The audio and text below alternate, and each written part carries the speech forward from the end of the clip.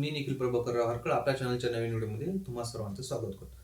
Friends, आजकाल आपलं आयुष्य खूप वेगवान झालेलं आहे आणि ह्या वेगवान आयुष्यामध्ये काम, जबाबदाऱ्या, अपेक्षा ह्या सर्वांच्या गराड्यामध्ये आपण स्वतःला हरवून बसत आहोत आणि म्हणूनच मला असं वाटतं की आयुष्याच्या प्रवासामध्ये स्वतःला शोधणं फार गरजेचं असतं.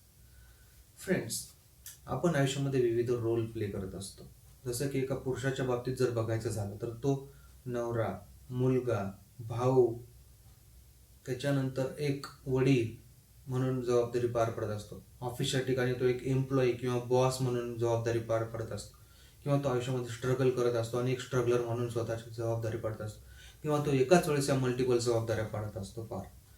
आणि एखाद्या स्त्रीच्या बाबतीत जर बोलायचं झालं तर ती एक मुलगी, एक बहीण, एक आई, एक चांगली पत्नी, किंवा एखादी शिक्षिका, किंवा एखादी एम्प्लॉई म्हणून काम करत असते, किंवा ह्या मल्टिपल जबाबदाऱ्या एका वेळेस पार पडत असते.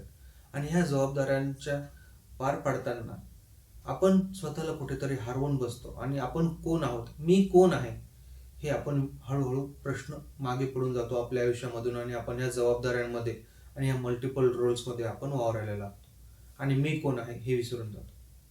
तर फ्रेंड्स, मी कोण आहे म्हणजे माझी आयडेंटिटी नाही. मी कोण आहे म्हणजे एक व्यक्ती म्हणून मी कोण आहे. कारण आयुष्यामध्ये प्रत्येकच जण असा असतो की ज्याच्या काहीतरी सुप्त इच्छा, आकांक्षा असतात, काही अपेक्षा असतात. जसे की उदाहरणार्थ, मला स्वतःला एक म्युझिकल इन्स्ट्रुमेंट शिकण्याची खूप इच्छा होती, जे की मला शक्य झालं नाही. तसंच तुमचीही काही इच्छा असू शकते. जसे की कोणाला एखाद्या ठिकाणी जाण्याची इच्छा असते, कोणाला एखादं स्पेसिफिक पुस्तक वाचण्याची इच्छा असते, तर कुणाची इच्छा असते की आपल्या आवडत्या व्यक्तीसोबत निदान आपण कुठेतरी एखाद्या वेळेस शांत बसून एक कॉफीचा कप घ्यावा आणि तो प्यावा. हेही खूप असतं. तर फ्रेंड्स, आयुष्यामध्ये आपण खूप बिझी झालेलो आहोत आणि या सर्वांमध्ये आपण स्वतःच्याशी एक व्यक्ती म्हणून कनेक्ट करणं सोडून दिलेलं आहे.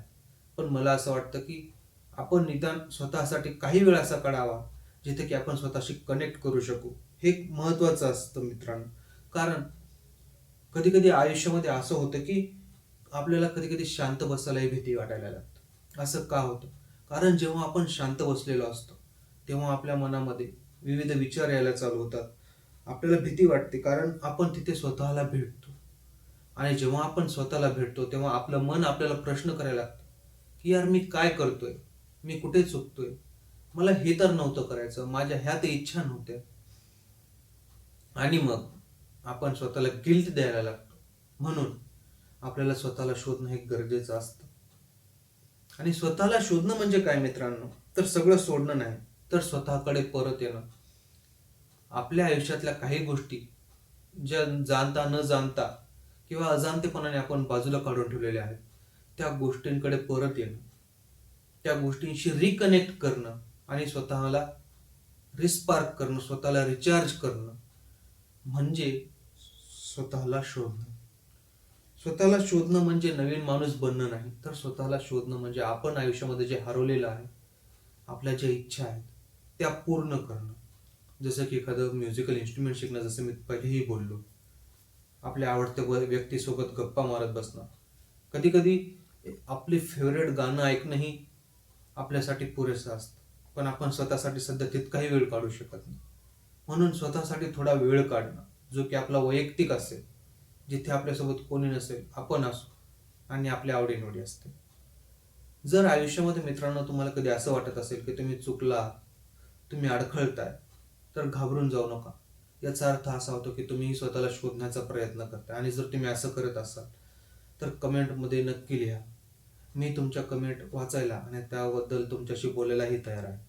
This is Nikhil Harkal talks, real life real. धन्यवाद मित्रांनो.